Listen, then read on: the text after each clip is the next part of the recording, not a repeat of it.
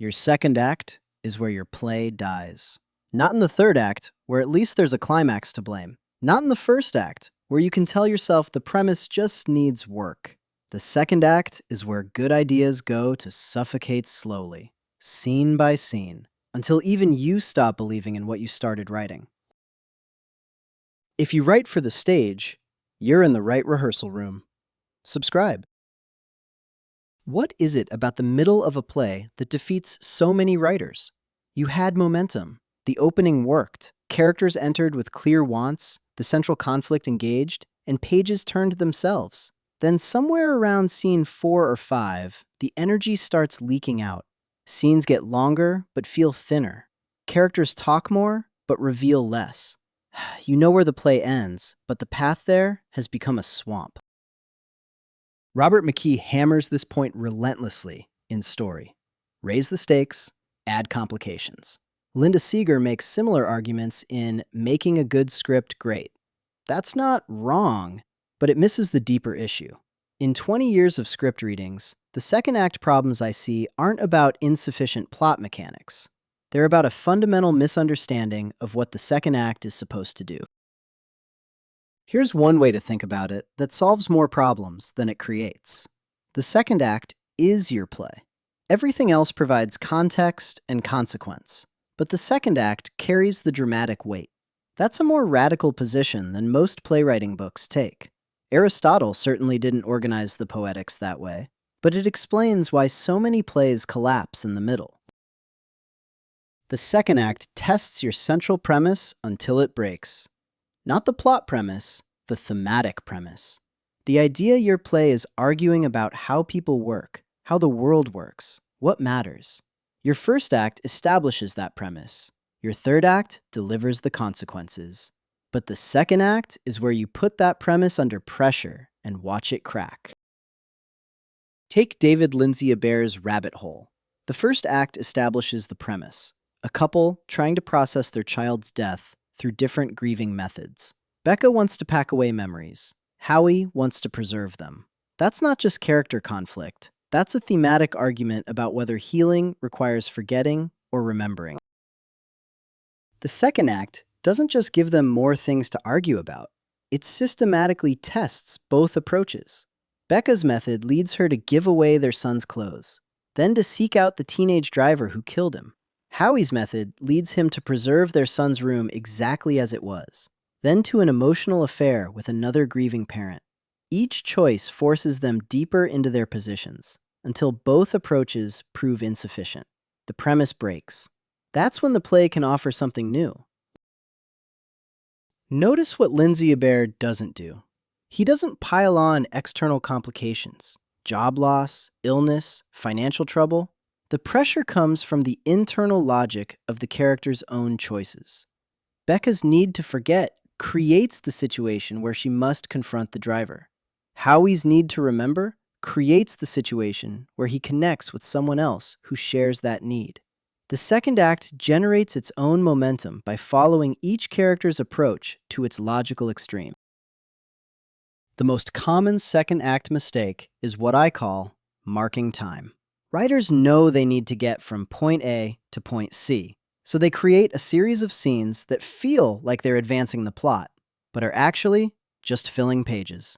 The characters have the same argument in different locations. They face obstacles that don't fundamentally change anything about their situation or their understanding of it. The play moves forward chronologically, but not dramatically. This happens because writers confuse activity with action. Activity is what happens on stage. Characters enter, exit, talk, fight, make decisions. Action is the deeper current underneath. The way those surface events change the character's relationship to their central problem. In a strong second act, every scene should shift that relationship. Either the characters understand their problem differently, or the problem itself has evolved, or their capacity to deal with it has changed.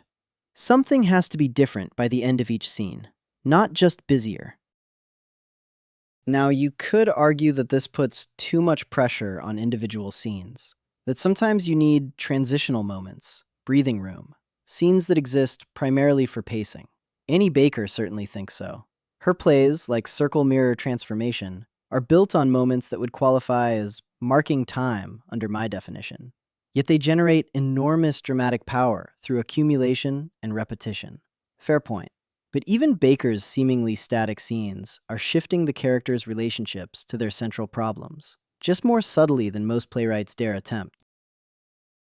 Consider Tony Kushner's Angels in America, Part 1. The second act doesn't just give us more scenes of Pryor dealing with his AIDS diagnosis, and Lewis struggling with his fear of illness and death. Each scene reconfigures the central relationships. Pryor's encounter with the angel doesn't just add a fantastical element. It transforms his relationship to his illness, from passive victim to reluctant prophet. Lewis's affair with Jo doesn't just create infidelity drama. It forces him to confront whether his politics are genuine conviction or performative guilt.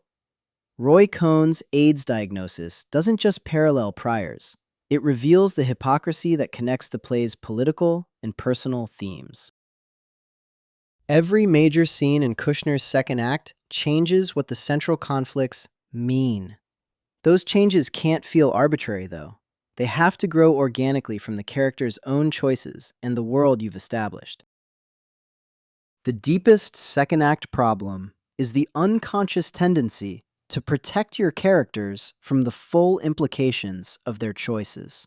You set up a powerful conflict, then pull back when it threatens to take the play somewhere you didn't plan. You give characters escape routes that let them avoid the hardest conversations. You introduce complications that distract from the central issue, rather than intensifying it. This shows up most clearly in what I call the substitution scene. The characters are approaching a moment of real confrontation, the conversation they've been avoiding, the choice they can't postpone. And suddenly, there's a knock at the door, a phone call, an emergency, something that lets them table the difficult moment for later. Except later never comes, or when it does, it's been diffused by delay. Why do we do this? Because we're afraid our characters won't survive the pressure we've created for them. We worry that if we push too hard, the play will break. But characters are more resilient than we think, and audiences are more willing to follow difficult journeys than we give them credit for. Watch how Sarah Rule handles this in The Clean House. The central tension is between Mathilde, who believes life is too beautiful for cleaning, and Lane, who finds comfort in order and control. In a weak second act, Rule might have them argue about housework and gradually reach some compromise. Instead, she introduces Virginia, Lane's sister, who loves cleaning and offers to do Mathilde's job. This seems like it solves the problem. Everyone gets what they want. But Rule uses this apparent solution to deepen the conflict. Lane's marriage falls apart precisely because her need for control extends beyond housework. Matilda's search for the perfect joke becomes more urgent when she's freed from domestic duties. The substitution reveals that the surface conflict was masking something much more fundamental about how these women understand purpose and joy. The principle is counterintuitive. The second act should make your character's problems harder to solve, not easier. Every apparent solution should reveal a deeper layer of the issue. Every compromise should cost something important. If your characters can solve their problems easily, why do they need a whole play to do it? Go back to your second act and ask yourself, what is my play actually arguing? Not what happens in it, but what it claims about how people work or what matters. Write that argument down in one sentence. Now look at each scene in your second act and ask, how does this scene test that argument? Does it support it, complicate it, or undermine it? If a scene doesn't engage with your central argument, it's probably marking time. Second, identify your character's escape routes. What are they doing to avoid the hardest conversation or the most difficult choice? Those avoidance strategies are often your best source of second act material. Don't eliminate them, follow them.